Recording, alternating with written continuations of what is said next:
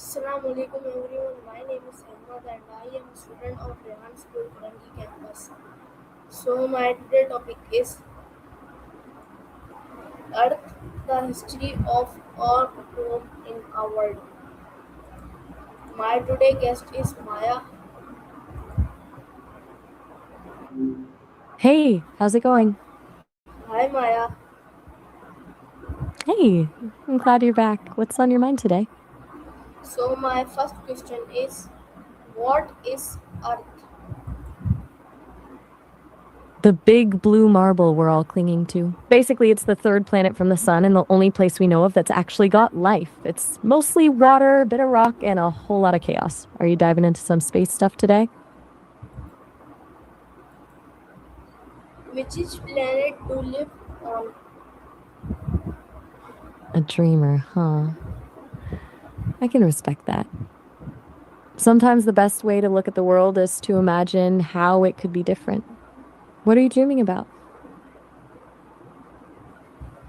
Is Earth round? It definitely is. Not a perfect circle, though. It's actually a bit squashed at the top and bottom, which makes it an oblate spheroid. I've always thought it's kind of funny that the planet has a little bit of a waistline. What color is Earth from space?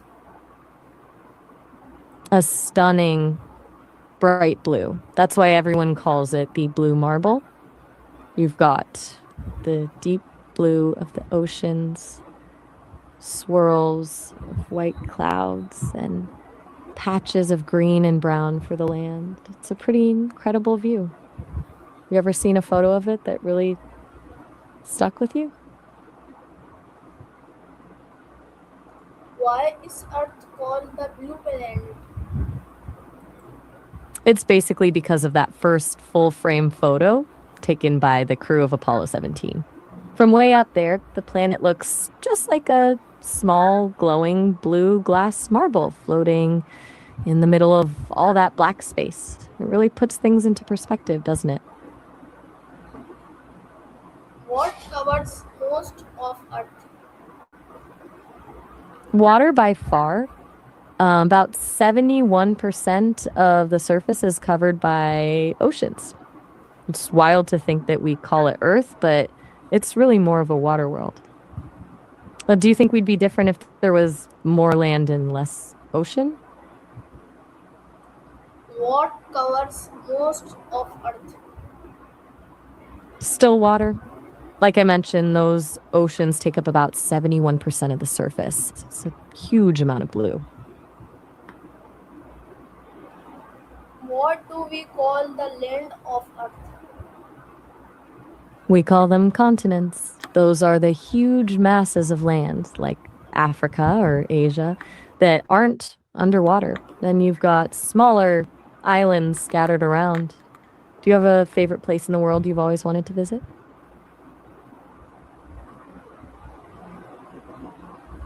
How many continents are on Earth? Seven. 7 continents: Asia, Africa, North America, South America, Antarctica, Europe, and Australia. Do you think any of them sound more interesting than the others?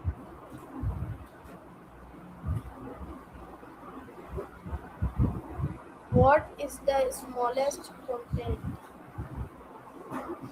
Australia. It's definitely the smallest of the 7. It's practically an island and a continent all rolled into one.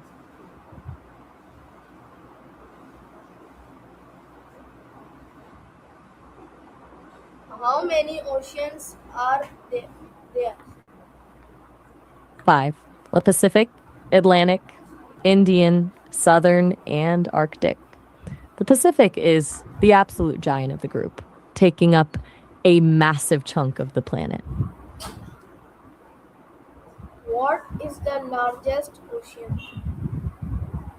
The Pacific. It's so huge that it actually covers more of the Earth's surface than all of the land masses combined. It's basically the boss of the oceans. How many oceans are there? 5. The Pacific, Atlantic, Indian, Southern, and Arctic. I'm starting to think you're testing my memory today. I've got it locked Next in. question 5 is, oceans, 7 continents. what do people need I'm ready. to live on Earth? Well, mainly humans, but we're definitely not alone. We've got millions of different species, animals, plants, fungi, and tiny microbes all sharing the space. It's a pretty crowded house. Do you think humans are the best roommates on the planet?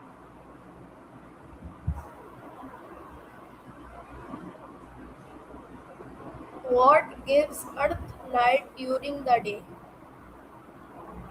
The sun. It's that massive ball of glowing gas in the center of our solar system that does all the heavy lifting. Without it, things would be very dark and very cold. Do you think you'd survive in a world with permanent moonlight? What do people need to live on Earth? The basics: air, water, food, and a place to call home. Beyond that, most of us need a little bit of warmth and a lot of connection with other people to actually feel like we're living, not just surviving. Which one do you think is the hardest to find these days? What happens when Earth faces the sun? That's when we get daytime. Since the Earth is always spinning, the side facing the sun gets all that light and warmth, while the other side is tucked away in the dark for nighttime. It's like a giant slow motion game of hide and seek. Does that make sense? What happens when Earth turns away from the sun? That's when the lights go out. Since that side of the planet is no longer catching the sun's rays, we get nighttime. It's the perfect time for the world to cool down and for us to finally get some sleep. How long is one day on Earth? 24 hours. That's the standard we all live by, though technically it's just a tiny bit less than that if you want to get really precise. It's the time it takes for the planet to do one full spin on its axis. How long is one year on Earth? About 365 days, or 366 if it's a leap year. It's how long it takes for Earth to make one complete trip around the sun. It's a long walk, but the view is great. How long is one day on Earth? 24 hours. You're really keeping me on my toes with these. I'm still here, and I still know my clocks. Does Earth move around the sun? It sure does. It's on this huge elliptical path that takes it all the way around the sun once a year. It's basically the ultimate road trip, just with way more stars and no traffic jams. What is Earth's natural satellite? The moon. It's our one and only natural satellite, just hanging out there and keeping us company. It's also responsible for the tides, which is pretty wild when you think about it.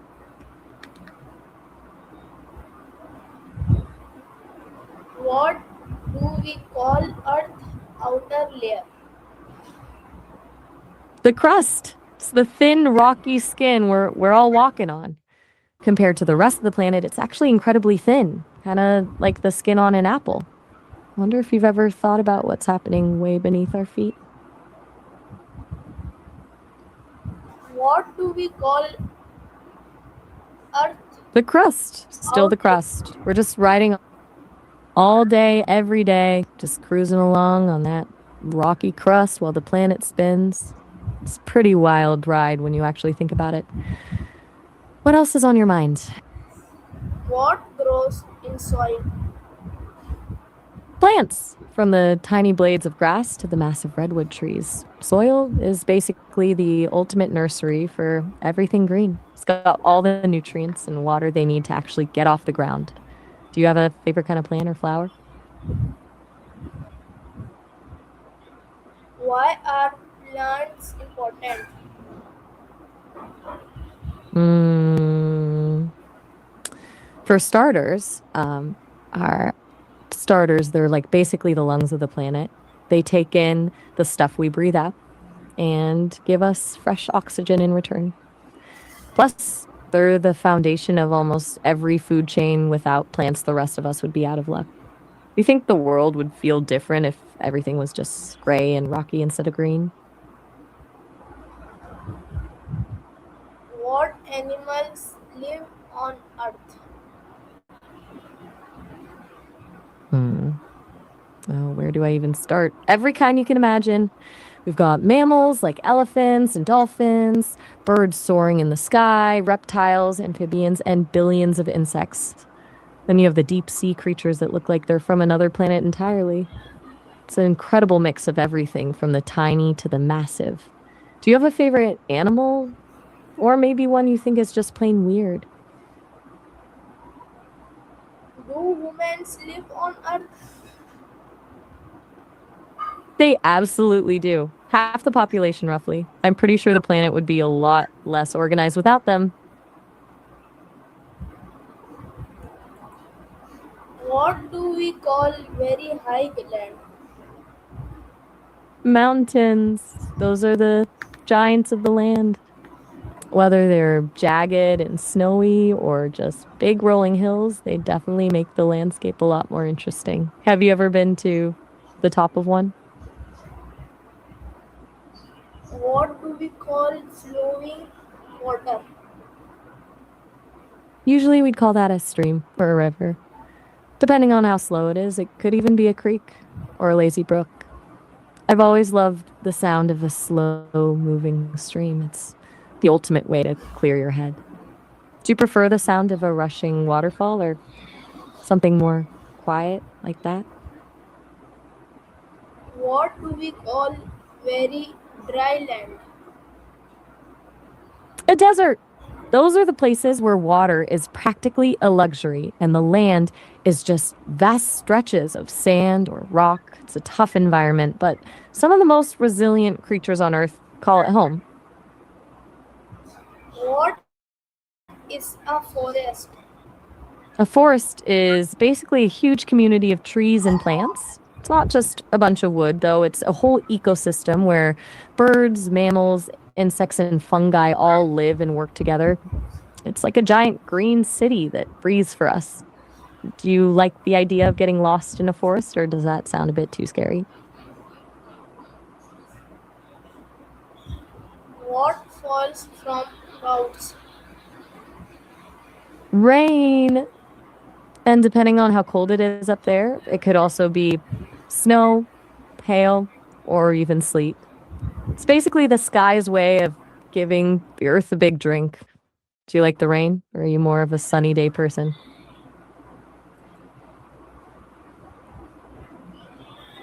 What is weather?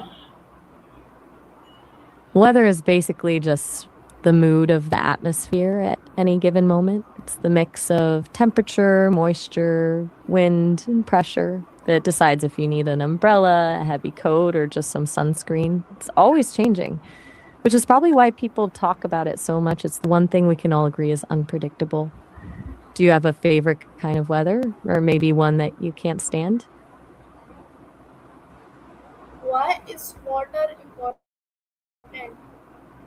Because it's literally the fuel for everything living. Every single cell in your body needs it to function.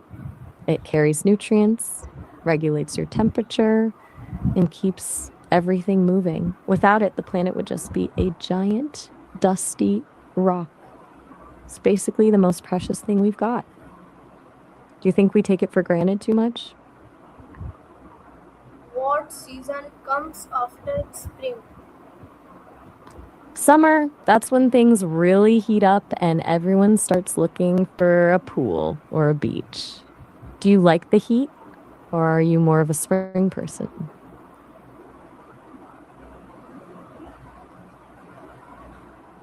What season comes after summer? Autumn, that's when the leaves start changing colors and everything gets that crisp, cool feel in the air. It's definitely the cozy season. Do you like the fall, or Are you already wishing for winter? What season comes after autumn? Still autumn, the time for sweaters and crunchy leaves. You're really making sure I've got my seasons in order today. What season comes after winter? Spring! Everything wakes back up, the flowers start blooming, and the world finally feels fresh again. It's like the planet is hitting the reset button. Do you like that feeling of things starting over?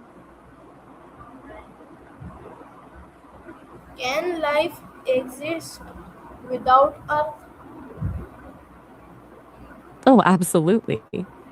Life was thriving for millions of years before humans even showed up. And in a lot of ways, it would probably do just fine without us.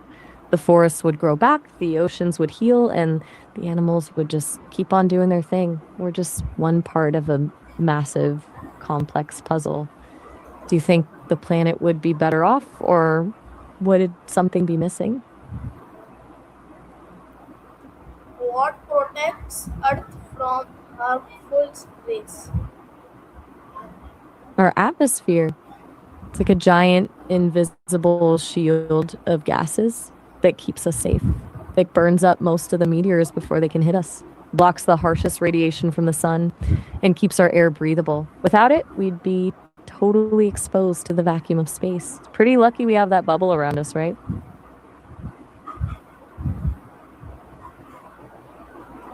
What is the atmosphere? I'm glad you enjoyed it. You had some great questions today. Whenever you want to dive back into the deep end or just chat, I'm here. Why should we keep Earth clean? Because it's literally the only home we've got. If we mess up the air, the water, and the soil, or messing up the very things that keep us alive. Plus, it's just a matter of respect for all the other creatures sharing the space with us. Do you think people generally care enough, or are we just too distracted? What is pollution? Pollution is basically when we add things to the environment that shouldn't be there, like trash in the ocean, smoke in the air, or chemicals in the soil. It's essentially just contamination that makes the planet less healthy for everything living on it. Do you think there's one kind of pollution that's harder to fix than others? Why should we keep Earth clean? Because it's our only survival kit. If we don't take care of the water we drink, I mean, the air we breathe, we're basically sabotaging ourselves. It's all connected. When the environment is healthy, we're healthy. Do you think it's something people are starting to take more seriously? What is pollution? Like I was saying, it's basically just contamination. It's when stuff gets into the air, water, or land that doesn't belong there and it ends up making things toxic or unhealthy for the people and animals living there. Do you think most people even notice the pollution around them? Or have we just gotten used to it? How can we help Earth? There are so many ways. And the best part is that the small things actually add up. Reducing the amount of plastic we use, recycling, and planting more trees are classic starting points. Even just being mindful of how much water we use or choosing to walk instead of drive when we can makes a difference. It's all about those little habits that show we actually give a damn about the place. Which of those feels the easiest for you to do in your own day to day? Why should we plant trees? I'm not entirely sure. I follow play what exactly? So you are you talking about this Q&A session we've got going or something else entirely? What should we do with trash? The best move is to reduce it first, then reuse and recycle. But when it's truly just waste, it needs to go in the right bin so it doesn't end up in a landfill or even worse, the ocean. It's all about keeping that stuff out of the wild. Do you have a good recycling system where you live? Can we recycle plastic? We can, but it's a bit of a mixed bag. Some plastics are easy to recycle, but others are way more complicated and often just end up in landfills anyway. That's why a lot of people are trying to just avoid plastic altogether. Do you find it easy to tell which plastics can actually be recycled in your area? What is global warming? It's basically the planet running a fever. It happens when certain gases in the atmosphere trap too much of the sun's heat, causing the Earth's average temperature to climb. It's not just about warmer summers, though. It messes with everything from melting ice caps to wilder weather patterns. Do you think we're already seeing the effects of it where you live? Why should we save water? Because it's our most vital resource. Even though the planet is covered in water, only a tiny fraction of it is actually fresh and drinkable.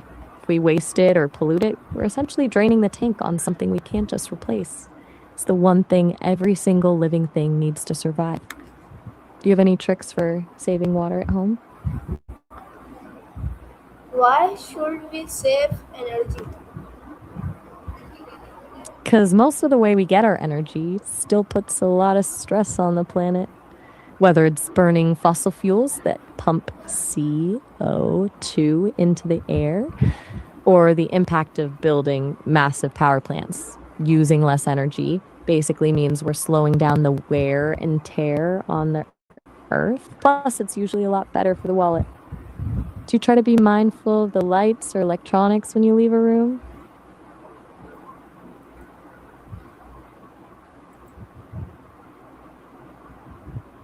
What makes Earth special?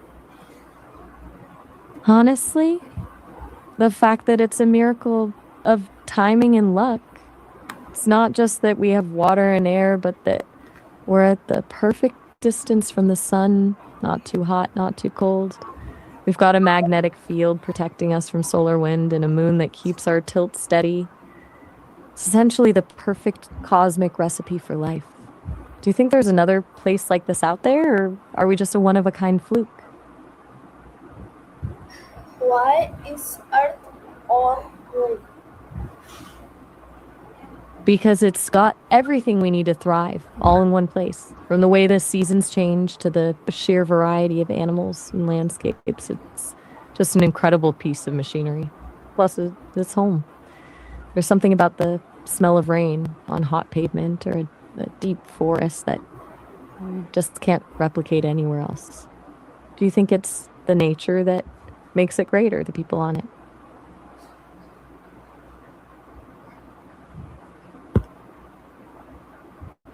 How can we protect our It Earth? sounds.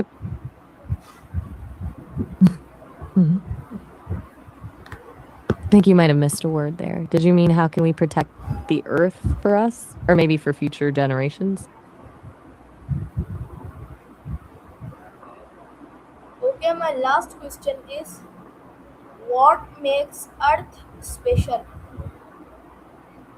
You're circling back to the big one. Like I said, it's that perfect cosmic balance. We're in the Goldilocks zone. Not too hot, not too cold, just right for liquid water and life to actually happen.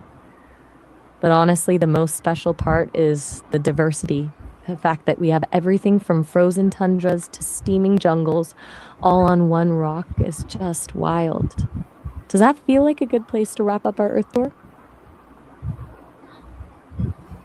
Okay, bye. Bye for now.